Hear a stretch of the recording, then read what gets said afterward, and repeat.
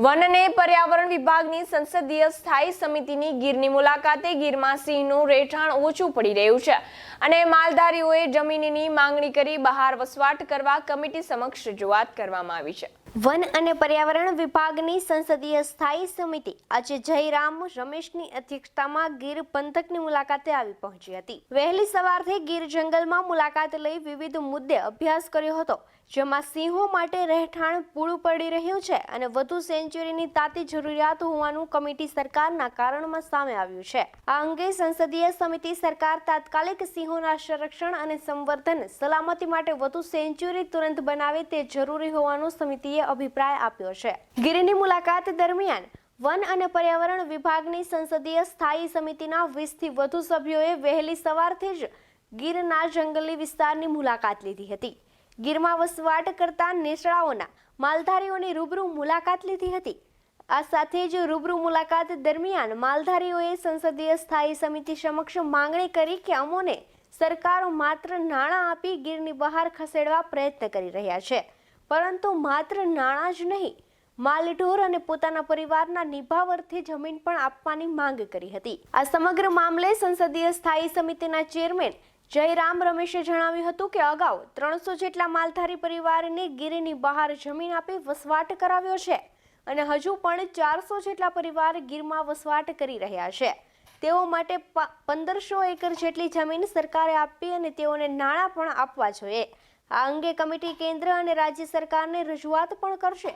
આ સમગ્ર મામલે રાજ્યસભાના સાંસદ પરિમલ નથવાણીએ જણાવ્યું હતું કે આ કમિટી દ્વારા સિંહોના સંવર્ધન અને સંરક્ષણ માટે અનેક ચર્ચા વિચારણા કરવામાં આવી રહી છે, જેમાં સિંહો બહાર ગયા છે તે ચિંતાજનક છે, તેને કેમ પરત લાવી શકાય તે વિષয়ে પણ ચર્ચા થઈ હતી। આ ઉપરાંત માલધારીઓના પ્રશ્ન અને સિંહને વધુ રહેઠાણ મળી રહે તે વિષય પર ચર્ચા કરવામાં આવી હતી। સંસદીય સમિતિની મુલાકાત દરમિયાન અનેક ચોંકાવનારા તારણો સામે આવ્યા છે। ખરા અર્થમાં હવે સિંહોની સુરક્ષા અંગે ક્યારે અને શું કાર્યવાહી થાય તેના પર સિંહ પ્રેમીઓ નજર માંડીને બેઠા છે। વનરાજ ચૌહાણ સાથે હર્ષુખ પરમાર, जूनागढ़। तो ऐसा देखा जाए तो 1972 में पहली बार हमारे देश में एक परियोजना की शुरुआत हुई थी जो कंजर्वेशन से संबंधित था। उसका नतीजा आज आप देख रहे हैं। हमारे देश में बाघों की संख्या बढ़ी है, शेरों की संख्या बढ़ी है, हाथियों की संख्या बढ़ी है, मगरमच्छों की संख्या बढ़ी है और अलग अलग ब्लैक बक भी है।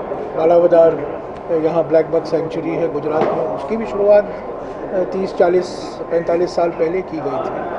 तो हमारे देश में मैं समझता हूँ हमेशा ये प्रयास रहा है कि पर्यावरण और विकास के बीच में एक संतुलन बनाया जाए। हमारे लिए विकास बहुत महत्व रखता है, पर पर्यावरण संरक्षण भी इतना ही महत्व रखता है। चुनौतियाँ बहुत हैं, क्योंकि हमारे जो वन क्षेत्र है उस पर हमारा जनसंख्या का दबाव है।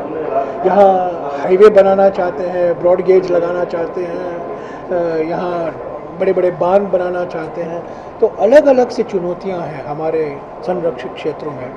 पर एक बात सही है कि जब से 1972 में wild life protection act parliament में पारित हुआ, जुलाई के महीने में, अभी हम 50 साल मनाने वाले हैं वाइल्ड लाइफ प्रोटेक्शन एक्ट, उसका एक सकारात्मक नतीजा हमारे देश के अलग राज्यों में देखने को मिला और प्रोटेक्टेड एरियाज रहे हैं, हमारे जंगल के इलाके संरक्षित रहे हैं और यह पर्यावरण के लिए बहुत महत्व रखता है। क्योंकि आज देश भर में, दुनिया भर में जलवायु परिवर्तन की बात होती है, लोगों के मन में चिंता है कि अभी आप देखिए पिछले 1 हफ्ते या 10 दिन में तापमान जिस तरीके से बढ़ा है, पिछले 30-40 साल में बिल्कुल साबित हो गया है हमारे देश में तापमान बढ़ा है, औसत तापमान बढ़ा है।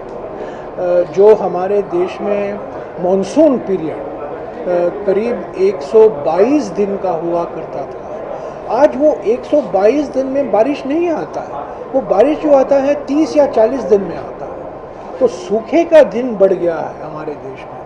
तो ये सब हमारे किसी भी सरकार के सामने ये बहुत बड़ी चुनौती रहती है कि हम विकास को और तेजी से कैसे आगे बढ़ाएं और पर्यावरण को और मजबूती से हम कैसे संरक्षित रखें। सर 15 साल पहले